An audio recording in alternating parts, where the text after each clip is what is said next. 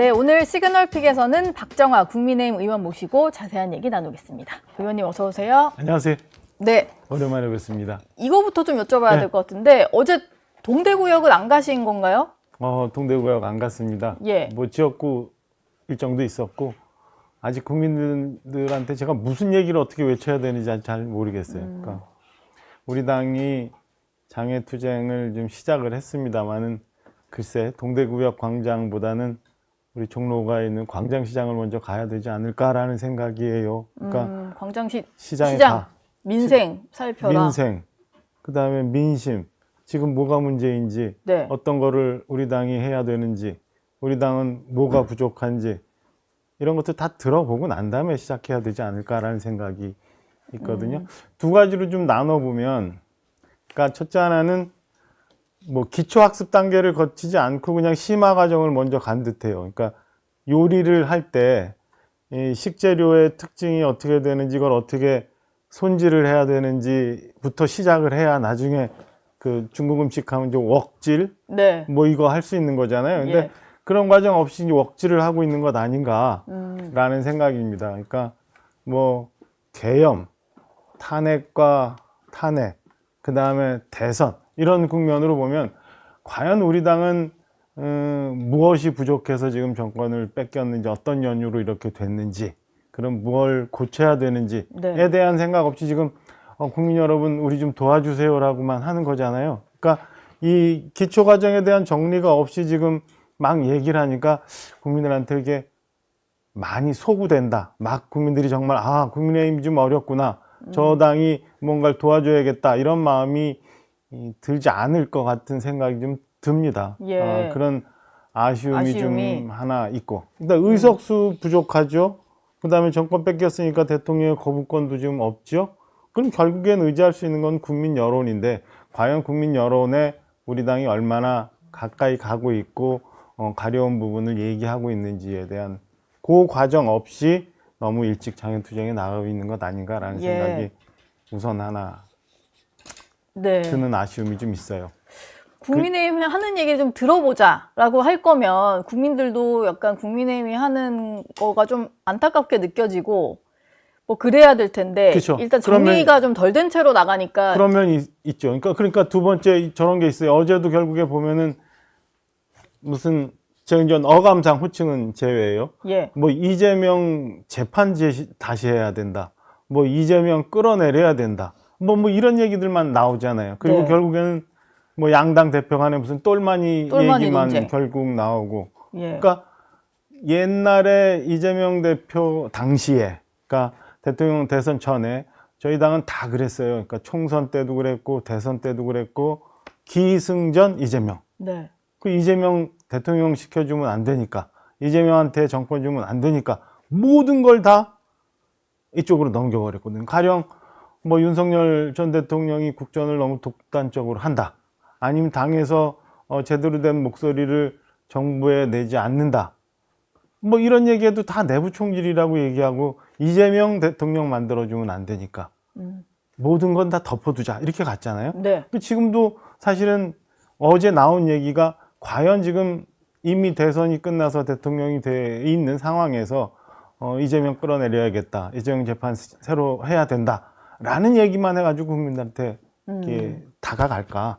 이런 측면에서 보면은 두 가지 다, 그러니까 과연 모든 과정을 거치면서 우리가 국민들한테 도와달라고 얘기할 수 있는 단계인가? 두 번째는 우리 당이 정말 고민을 많이 해서 이런 문제로 여러분이 우리를 도와줘야 된다고 얘기할 수 있는 거에 대해서 제시했는가? 이런 점에서는 전 어제 장외투쟁 나간 게 좀 이르게 나갔고, 그게 옳은 건가라는 생각이 조금 듭니다. 이게 그래도 뭐 지지층 결집 효과는 있을 것이다라거나, 어쨌든 이제 이렇게 대규모로 모인 집회다 보니까 다 언론이 보도를 하고 했잖아요. 그래서 국회 내에서 벌어지는 이제 민주당의 좀 입법 폭거라든지 이런 게 좀 알려지는 효과는 있을 거다, 이런 얘기도 있는데, 제가 말씀드렸잖아요. 그러니까 그 국회 내에서 이루어지고 있는 민주당의 폭거, 지금 지났습니다마는 뭐 더 센 상법, 노랑봉투법, 이래서 경제 관련해 갖고 막 입법 폭주했잖아요. 그 국민들 사실 알고 있어요. 그리고 최근에 있는 일이지만 무슨 조희대 대법원장 가지고 있었던 가짜뉴스 논란, 예. 그걸 가지고 사법개혁해야 된다고 막 나가는, 그리고 심지어는 내란 재판부? 내란 특별재판부. 네, 전담으로 뭐 이름을 바꿨습니다. 뭐 그런 것까지 하고 있는 거에 대해서 국민들 모르는 바가 아니에요. 네. 그런데 어제 동대구역에서 얘기를 했습니다만 그런 것들이 과연 국민들한테 많이 들어갔을까? 아까 말씀드린 것처럼 이재명 안 돼 소리만 들렸지 저는 뭐 그 지금 앵커께서 말씀하시는 것까지 다 들리지 않았을 것 같아요. 그러니까 예. 오히려 조목조목 그런 거에 대해서 진작부터 우리 당이 논리적으로 잘 문제를 정리해서 국민들한테 호소를 하는 게 뭐 양쪽, 저는 뭐 이렇게 얘기하면은 그 틀렸다고 할 수도 있고 당의 지도부의 판단도 있고 뭐 당에 훨씬 더 저기 그 고단위의 전략 단계가 있으니까 네. 판단하는 게 다르겠지만 좀 더 효과적인 방법은 없을까라는 생각이 여전히 들어요. 그래서 민주당이 지금 하고 있는 입법 폭거, 그다음에 무슨 그 사법부를 완전히 장악하겠다고 하는 그 민주주의 기본 원리인 상권 분립마저도 예. 흐트러뜨리는 거, 이런 것들 국민한테 얘기를 하면 오히려 더 그 소구가 되지 않을까라는 아쉬움이 좀 계속 여전히 들어요. 그래서 예. 어제 못 갔습니다. 같은 얘기를 하더라도 좀 국민들 귀에 들리게 해야지 뭐 반 이재명 뭐 이런 느낌이 나면 또 민주당한테 공격 빌미만 주게 되는 거니까. 공격 빌미도 그렇고 그런 걸로 모든 것을 다 해결할 수 있다고 생각하는 것 자체를 좀 정리해 가야 되지 않을까. 예. 우리 당이 국민들로부터 신뢰를 잃고 있고, 그다음에 특히나 중도층에서는 전혀 우리 당에 대해서 관심을 갖지 않고 있는 이 현상에 대해서 분석을 좀 해서 그럼 어떻게 해야 되는지를 한번 따져봐야 되지 않을까 싶어요. 저희가 대선 때 41% 얻었잖아요. 네. 그러니까 뭐 지지층이라고 할 수 있는 모든 분들이 다 모였어요. 그럼 뭐 어제도 대형 집회를 한다고 해서 지지층들이 더 결집을 한다, 아니면은 그래서 지지층들이 관심을 갖는다? 지금 우리 정당 구조가 이제 양당 구조인데 41% 계속 얻어갖고 45%까지 얻어서 이길 수 있는 구조가 아니잖아요. 50%를 넘어야 되잖아요. 그렇죠. 그럼 가운데 있는 중도층이 어떻게 생각하는지에 대해서 찾고 그 중도층의 마음을 얻어야 우리가 정권도 되찾아올 수 있는 거고 내년에 지방선거도 이길 수 있고 뭐 그런 건데, 여전히 보면 우리 지지층에만 너무, 그것도 지나치게 강성 지지층에만 네. 호소하려고 하는 것 아닌가라는 생각이 좀 듭니다. 예. 뭐 장외투쟁도 장외투쟁이지만 또 원내로 들어오셔서도 계속 이제 대응을 하셔야 되는 상황인데, 민주당에서는 25일 본회의를 열고 이제 검찰 그 해체 법안이라고 하는 정부조직법, 그리고 방통위법 이런 것들을 강행할 예정이잖아요.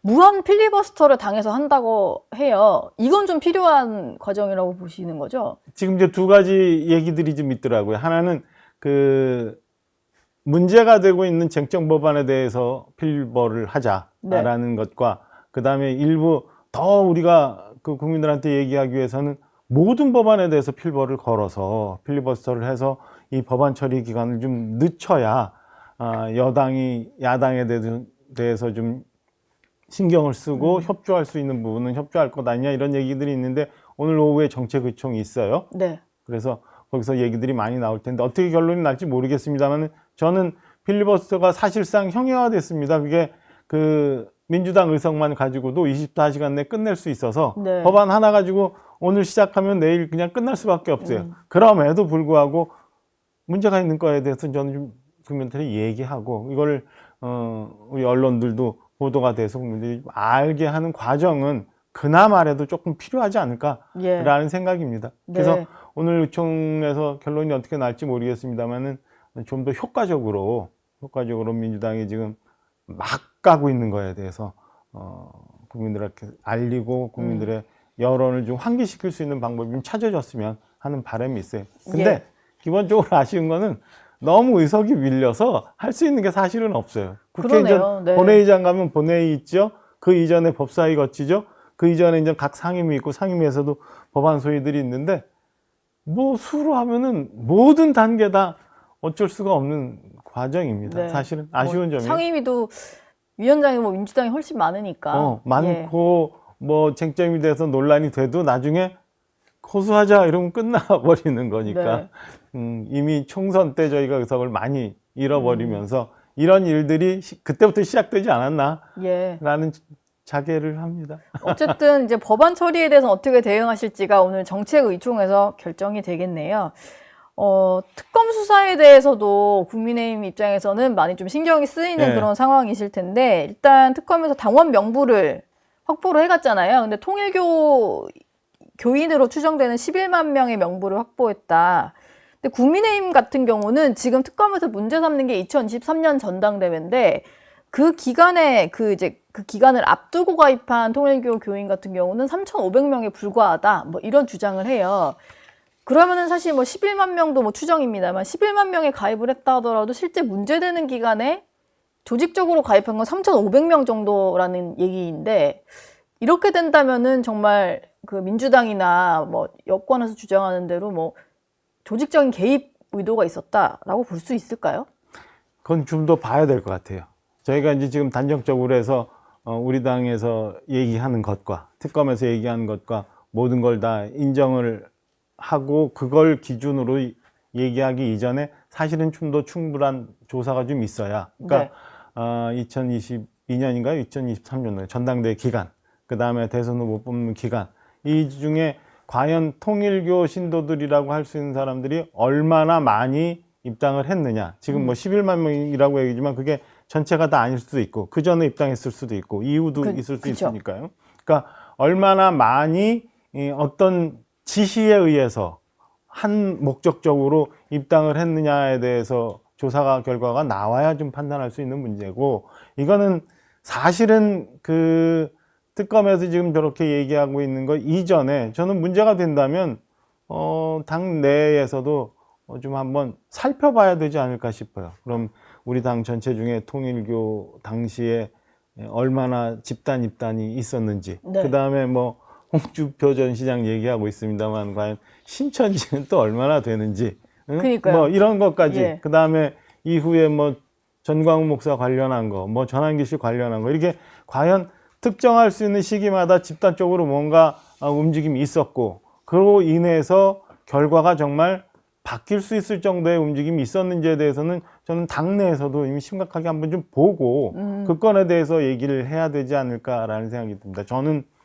윤석열 대통령 대선 때도 선대본부에 들어가서 일을 많이 했고 국회의원 되고 나서도 당직을 맡으면서 막 했는데, 요즘에 그런저런 얘기들이 나오니까 이건 이제 그게 잘못됐다는 걸 가정으로 하면 그 약하게 얘기하면은 좀 서운하기도 하고, 그러니까 네. 정말 당이 잘 됐으면, 정부가 잘 됐으면 하는 마음으로 열심히 일했던 사람들, 그리고 비가 오나 눈이 오나 어제도 우리 동대구역 많이 당원들 갔습니다마는 그런 분들 당이 어려울 때 당 도와주려고 내일 팽개치고 갔던 그런 분들의 입장에서 볼 때는 이게 만약에 어떤 특정 종교 집단으로 인해서 집단 입당이 있었고 이로 인해서 본인들이 그 찍었던 어떤 공직 후보자나 아니면 전당대 결과가 바뀌었다고 한다면 네. 서운할 수도 있고, 좀 더 심하게 얘기하면 그분들은 배신감 같은 것도 느낄 수 있다고 봐요. 그럼 예. 당의 신뢰를 회복하기 위해서는 당 차원에서도 이게 어떻게 된 건지 한번 특검과 상관없이 동시에 좀 볼 필요는 진상조사를. 있지 않을까라는 생각입니다. 예. 당시에 근데 대표였던, 근데 2023년은 아닌 것 같긴 합니다만, 이게 뭐 논란이 있었던 당시에 대표였던 이준석, 지금은 개혁신당 네. 대표 같은 경우는 본인도 그때 이런 얘기들이 좀 있어가지고 살펴봤을 때 어떤 조직적인 입당 정황은 발견하지 없었다. 못했다라고 얘기는 하더라고요. 어쨌든 지금은 특검이 수사를 들어온 상황이니까 당 자체적으로도 좀 볼 필요가 있다, 이런 생각이시고요. 저는 뭐 그 자체적으로 한번 점검해 볼 필요는 있지 않나라는 생각입니다. 당이 좀 더 좀 건전하게, 그다음에 네. 건강하게 당이 성장하려면 이참에 한번 좀 점검해 보고 우리 당원들은 어떤 식으로 당원 배가 운동을 해야 되는지, 예. 당의 신뢰를 얻으려면 어떻게 해야 되는지 이런 거 근본적으로 좀 한번 볼 때가 되지 않았나는 생각이에요. 지금 이제 내란 특검 같은 경우는 개업날 밤에 의혹을 밝히겠다면서 이제 그 국회의장도 불러서 참고인 조사를 했고 여야 의원들 많이 불러서 조사를 하고 있는데, 한동훈 전 대표에 대해서는 공판전 증인 신문을 좀 예고를 했어요. 한 전 대표는 본인이 쓴 책에도 나와 있고 그동안의 언론 인터뷰에서도 얘기를 많이 했기 때문에 그걸 보면 될 거다라고 하면서 출석하지 않겠다는 의사를 계속 네. 밝히는데 네. 그럼에도 불구하고 뭐 계속 얘기가 나오고 일각에서는 뭐 강제 구인 가능성도 있다 뭐 이런 말까지 나오잖아요. 이건 좀 어떻게 보세요? 특검선을 넘어서 이제 법원까지 갔는데 사실은 요즘에 저는 특검 뉴스가 조금 시들해진 것 같아요. 개인적으로 볼 때는. 그래요? 이게 좀 시들해지고 특검이 국민들 처음에 막 시작했을 때만큼은 아닌 것 같은데 특검이 그동안 시간도 많이 지났고 예산도 많이 썼는데 과연 효과적으로 수사를 하고 있느냐에 대해서는 한번 볼 필요는 있지 않나 싶은 생각입니다. 그러니까 당일날 저녁에 저도 본회의장에 있었지만 네. 그 본회의장에 있었던 일거수일투족은 다 공개가 됐거든요.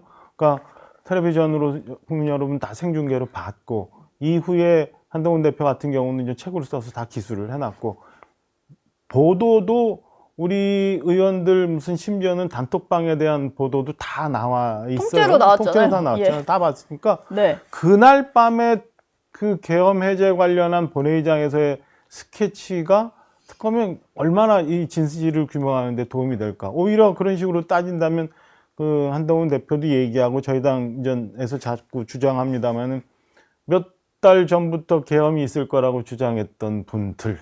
네. 지금 그리고 총리하시는 분. 김민석 총리. 예. 김민석 총리가 처음에 계엄 얘기했는데 모두 다 황당하다고 했잖아요. 네. 당시에 김영현 국방장관도 국회에 나와서 전혀 그런 건 있을 수 없다고 얘기를 했고. 근데 계엄 얘기를 했어요. 아마 이재명 대통령도 뭐 비슷한 얘기를 한 것 같고.